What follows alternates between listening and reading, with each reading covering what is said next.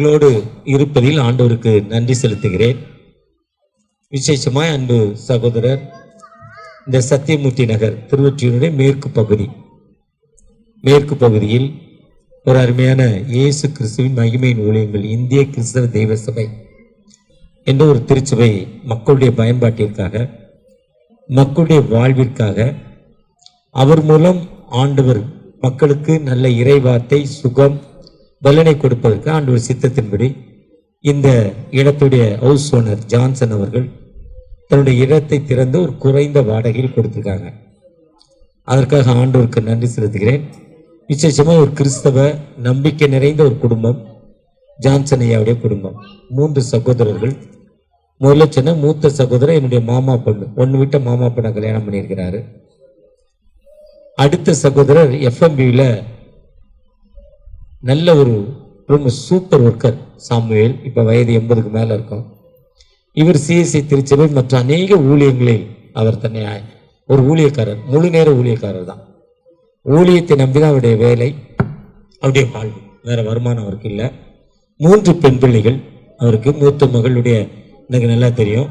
உண்மையாக இந்த இடத்தில் இந்த திருச்சபை திறம்பிருப்பது, அதுவும் விசேஷமாய் தமிழ் ஆராதனை மட்டுமல்ல, ஒரு ஹிந்தி சர்வீஸோடு அவர் ஆராய்ந்திருப்பதில் ஆண்டவருக்கு நன்றி செலுத்துகிறேன்.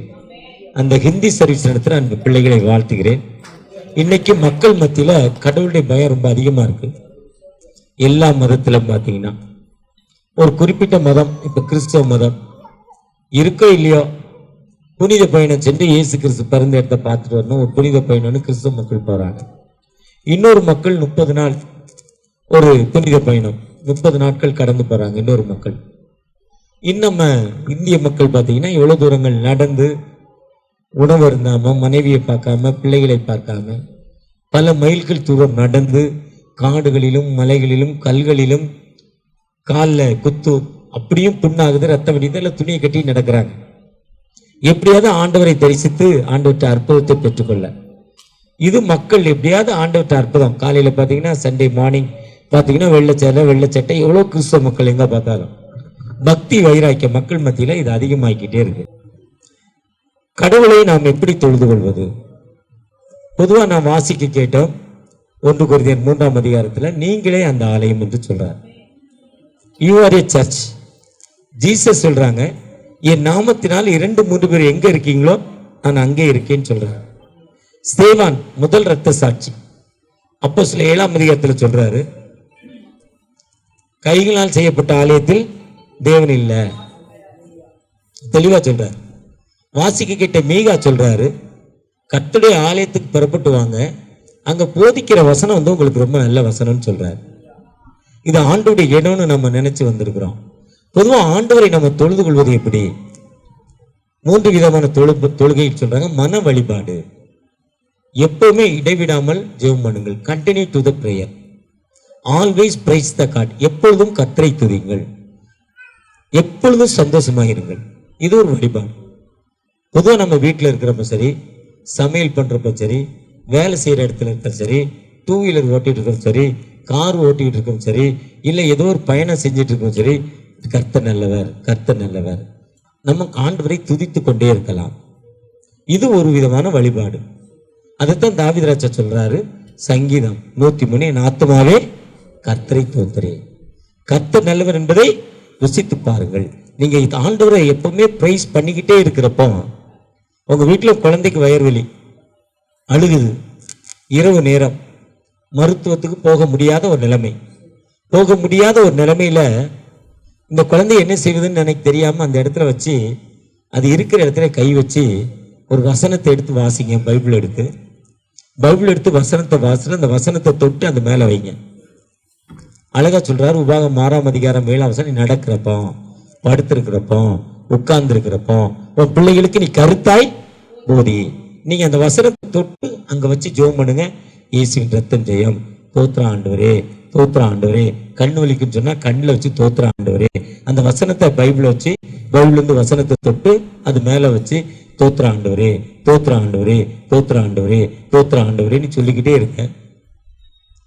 நீங்க விசுவாசனுடைய ஜெபம் பிணியாளியே, நீ விசுவாசித்தால் தேவனுடைய, கர்த்தரை நம்புகிறவன் கர்த்தரை நம்புகிற மரணத்தை. ஒரு சகோதரிகிட்ட ஒரு சண்டைக்குள் டீச்சர்கிட்ட ஒரு சின்ன பிள்ளை வந்து கேட்குறான், எங்கள் அப்பா ஆட்டோ ஓட்டுறாரு, ஸ்டோனு, நாளைக்கு ஆப்ரேஷனு, 3 மாதம் ஆட்டோ ஓட்டக்கூடாதுன்னு சொல்லிட்டாங்க, ஆட்டோ ஓட்டக்கூடாதுன்னு சொல்லிட்டாங்க எங்கள் அப்பாட்ட. ஒரு வாரம் ஆட்டோ ஓட்டினாலே சோறு இல்லை எங்களுக்கு, ஜெபம் பண்ணுங்க சரியாயின்னு அந்த பொண்ணு கேட்டாலாம். அந்த டீச்சர், நான் உங்கள் வீட்டுக்கு வர முடியாது, அது ரொம்ப தூரம், நான் போயிட்டுனே வர முடியாது, நீ இந்த வசனத்தை தொட்டு வை, இந்த வசனத்தை தொட்டு வை. மத்தேயு 4ஆம் அதிகாரம் 23 வசனத்தை வாசித்துட்டு அவர் சர்ம வியாதியை குணமாக்குகிறார். அந்த வசனத்தை வாசித்து கையை வச்சு உங்கள் அப்பா எங்கே வலிக்குதோ அந்த இடத்துல வச்சு ஜெபம் பண்ணினாங்களாம். எந்த இடத்துல வச்சு ஜெபம் பண்ணாங்களோ அந்த பிள்ளை போய் அன்னைக்கு ராத்திரி ஜெபம் பண்ணுறப்போ அடுத்த நாள் ஸ்டோனே அந்த ஐயாக்கு இல்லை, ஸ்டோனே சரியாகி போச்சு. இதுதான் வழிபாடு, இதுதான் ஒர்க்ஷிப், இதுதான் ஆண்டவரை தொழுது கொள்வது. ஆண்டவரை தொழுது கொள்ள ஒரு சிலர் ஆன்லைனில் புக் பண்ணி 2 லட்ச ரூபா கொடுக்குறாங்க, டைரெக்டாக காரில் ஆண்டவரை போய் தொழுது கொண்டு வந்துட்டாங்க கடவுளை. ஒரு சிலர் பிச்சைக்காரன் 3 நாள் 4 நாள் லைனில் காத்திருக்கான். அதெல்லாம் இல்லை, இந்த கடவுள்கிட்ட நீங்கள் எப்போ கேட்குறீங்களோ அப்போவே என்ன பண்ணும், இது மன வழிபாடு. ஆண்டவர்கிட்ட நம்ம எப்பெல்லாம் மன வழிபாடு மூலம் மனதில் தோத்திரம் சொல்கிறோமோ உங்களுடைய தேவைகளை சந்தித்து விடுதலை கொடுக்கும் ஆண்டவர். பொதுவாக பர்ஷிப் என்பது, திருச்சபை என்பது சபை கூடி வருது. நம்ம எல்லாரும் ஒன்றா கூடி வர்றோம். நீங்கள் என்ன ஜாதி, நீங்கள் என்ன ஜாதி, நீங்கள் யாரு, நீங்கள் யாருன்னு தெரியாது. இது ஒரு வழியான வழிபாடு. அடுத்து திருச்சபை வழிபாடு என்பது வாக்கு வழிபாடு.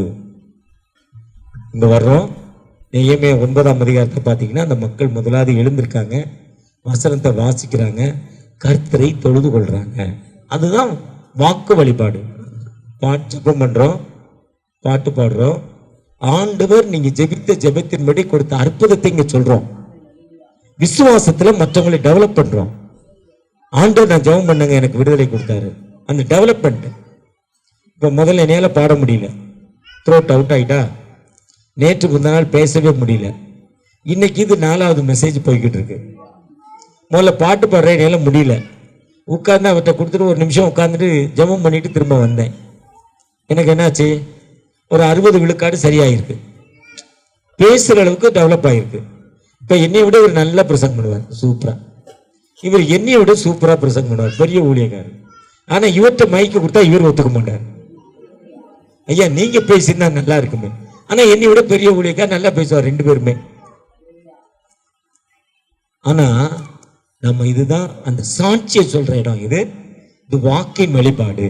அந்த சாட்சியின் அடிப்படையில் வேதத்தை வாசித்து ஆண்டோடைய வார்த்தையை, இப்போ அருள்தாஸ் பாஸ்டருங்க வர்றாங்க, இல்லை இவர் ஹிந்தியில் சாயங்காலம் சர்வீஸ் நடத்துகிறாரு, சும்மா வந்து இயேசு நல்லவன்னு அடிச்சுக்க மாட்டார், அவர் காத்திருந்து ஜெபிக்கணும். இந்த பாஸ்டர் என்ன பண்ணணும்னா, இந்த திருச்சபையில் இவங்க குடும்பம் எத்தனை பிள்ளைங்க, இவங்க வீட்டில் என்ன பிரச்சனை, இவங்க குடும்பத்தில் எத்தனை பேர், எத்தனை பிரச்சனை, இவங்க குடும்பத்தில் எத்தனை பேர், என்ன பிரச்சனை, அவங்க தேவைகள் என்ன, அவங்க கண்ணீரான வாழ்வு என்ன, அதுக்காக அவர் என்ன பண்ண, ஒரு ஜோமனிட்டு சொல்றதா இங்க அந்த சொர்ஷிப் தான் வாக்கு வழிபாடு. முதல் வழிபாடு என்னது, நம்ம ஆண்டவரை நம்மளே ஆண்டவர்கிட்ட அற்புதம் வாங்குறது. என் நாமத்தினால் 2-3 பேர் எங்க கூடி இருக்கீங்களோ அங்க ஆண்டவர் இருப்பேன்னு சொல்றாரு. 3வது வாக்கு வழிபாடு என்பது ஒன்னாக கூடி ஆண்டவருடைய சன்னிதானத்துல காத்திருந்து ஜெபிப்பது.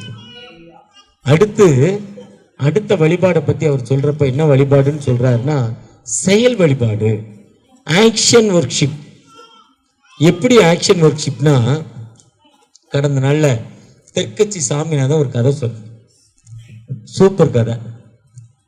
ஒருத்தர் குதிரையில் போய்கிட்டு இருக்கிறார், அதில் ஒருத்தர் மணலில் வெயில் சரியான வெயில், மே மாதம் கத்தரி வெயில், சூடு, அந்த வெயிலில் ஒருத்தர் நடந்து போகிறார்.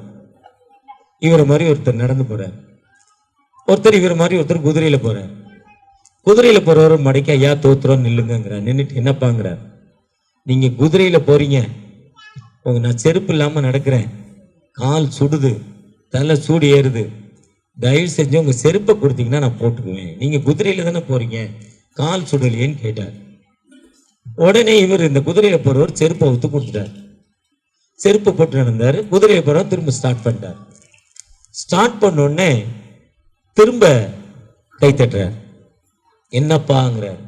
ஒன்றும் இல்லையா, ரொம்ப வெயில் அடிக்கியா, செருப்பு தந்துட்டீங்க, ரொம்ப நன்றி, நீங்கள் குடை வச்சிருக்கீங்க, குதிரையில தானே போறீங்க, அந்த கொடையை எனக்கு கொடுத்துட்டா ரொம்ப நல்லா இருக்கும். நடந்து போறவர் கேட்கிறார், கொடையை நான் என்ன பண்ணுவேன், பிடிச்சுப்பேன். குதிரையில போறவர் உடனே என்ன பண்ணிட்டாரு, கொடையும் கொடுத்துட்டு திரும்ப குதிரையில போறாரு.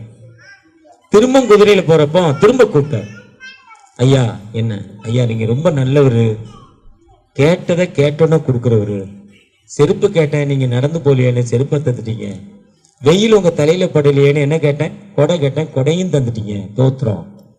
இந்த குதிரையும் தந்தீங்கன்னா கொஞ்சம் வசதியா இருக்குமே.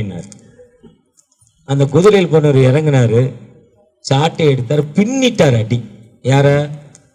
இந்த செருப்பு கேட்டவர், இதை கேட்டவர். அவரால் முடிஞ்சவரை அடிச்சு முடிச்சுட்டு அவர் ரொம்ப டயர்ட் ஆயிட்டார். ஆனா இந்த அடி வாங்கினவர் கொண்டானோ அவர் சரி பண்ணிட்டு சிரிக்கிறார், தோத்திரம் ஏங்குறார். இந்த குதிரையில வந்து அடிச்சவருக்கும் ஒண்ணுமே புரியல, ஏன்னா இவ்வளவு அடி அடிச்சிருக்கேன் சிரிக்கிறியேன்னு. அது ஒண்ணும் இல்லைங்க, இவ்வளவு அடி அடிச்சு அது ஒண்ணும் இல்லைங்க, செருப்பு கேட்டேன் தந்துட்டீங்க, கொடையை கேட்டேன் கொடையும் தந்துட்டீங்க. இப்ப எனக்குள்ள ஒரு ஐயப்பாடு, கேட்டதை கொடுக்குறோம், குதிரையை கேட்டா நீங்க என்ன பண்ணுவீங்க, தரலன்னா என் மனசு ரொம்ப கஷ்டப்படும். அதனால நான் கேட்டு பார்த்தேன், நீங்க கொடுக்கீங்களான்னு. கொடுக்க மாட்டீங்க அது வேற, இருந்தாலும் கொடுத்தா என்ன பண்ணுவீங்க, மனசு வந்து ராத்திரி தூக்கம் வராது, அதனால சரி பண்ணிக்கிறேன். இது மனிதனுடைய தன்மை. ஆனா வேதம் சொல்லுது, சிறியவர்கள் எனக்கு எதை செய்தாயோ எனக்கே செய்தாய். பசியாயிருந்தேன், தாகமாயிருந்தேன், அந்நியனாயிருந்தேன், வஸ்திரம் இல்லாமல் இருந்தேன், காவலில் இணைக்கப்பட்டிருந்தேன், நான் இன்னொன்று வியாதியாயிருந்தேன். 6 இருக்கும். என்னை பார்க்க வந்தீர்களா? கிறிஸ்தவம் என்பது, திருச்சபை என்பது யாருக்கு எங்கே இல்லையோ அவளுக்கு கொடுப்பதுதான் திருச்சபை. திருச்சபை என்பது ஒரு மதம் மாற்ற இடம் அல்ல. மக்களுடைய தேவைகளுக்காக ஆண்டோடைய சன்னிதானத்திலிருந்து ஜெபிப்பது. ஜெபிப்பதன் மூலம் அருள்தாஸ் பாஸ்டருக்கு என்ன வருதோ அது இல்லாத மக்களுக்கு கொடுப்பது. ஒருவேளை அப்படி கொடுக்கறப்ப என்ன நடக்கும்னா, அவர் வாழ்க்கையில் ஒரு உயர்ந்த இடத்துக்கு 3 சர்ச்சை தொடங்கியிருக்கேன் பாரு சொல்லியிருக்காரு, சொல்றாரு. ஆனா அவர் அப்படி கொடுக்க ஆரம்பிச்சா, செயல் வழிபாடு மூலம் ஒர்க்ஷிப் பண்ண ஆரம்பிச்சிட்டாருன்னா, அடுத்த வருஷம் இந்த இடத்துல 30 சர்ச்சை ஆயிரும் அவருக்கு. எத்தனை சர்ச்சை? தனக்குன்னு எதையுமே சேர்த்து வைக்க கூடாது பாஸ்டர்ஸ். தனக்குன்னு எதையுமே, அவர்கிட்ட வந்து வீட்டை கேட்டோன்னா சரி நீங்க நடத்துங்கன்னு கொடுத்துட்டாரு. கொஞ்சம் வாடகைக்கு, சிறிது வாடகைக்கு. வீட்டில் கரண்ட் பிரச்சனை இருக்கு, தண்ணி பிரச்சனை இருக்கு, டேக்ஸ் இருக்கு.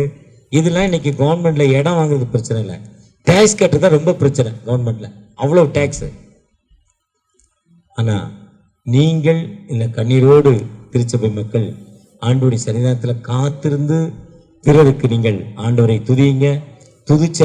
துதிக்கிறப்ப உங்களுக்கு அற்புதங்கள் கிடைக்குது. அந்த அற்புதத்தை இங்க சொல்லுங்க. சொல்லிட்டு செயல் வழிபாடு, இந்த பகுதியில ஆண்டவருக்காக ஒரு உங்களுடைய அர்ப்பணிப்பு என்ன என்பதை நீங்க செயல்படுத்துங்க. கர்த்தர் உங்களை ஆசீர்வதிப்பாராக. God bless you. ஆமீன். கர்த்தர் எப்பொழுதும் நம்மோடு இருந்து வழிநடத்துவாராக. தொடர்ச்சியாக தகப்பனே, நேசரே, என்னோடு இருங்கென்று அவரை நோக்கி பார்க்கிறப்போ நிச்சயமாக ஒரு விடுதலை கொடுக்கும். ஒரு உயிருள்ள ஆண்டவர் நம்மோடு கடந்து வந்திருக்கிறார். அவரை நோக்கி பார்க்கிறப்ப நிச்சயமாக விடுதலை கொடுப்பார். அறுவடை மிகுதியாலோ இல்லை, அன்பரின் கதற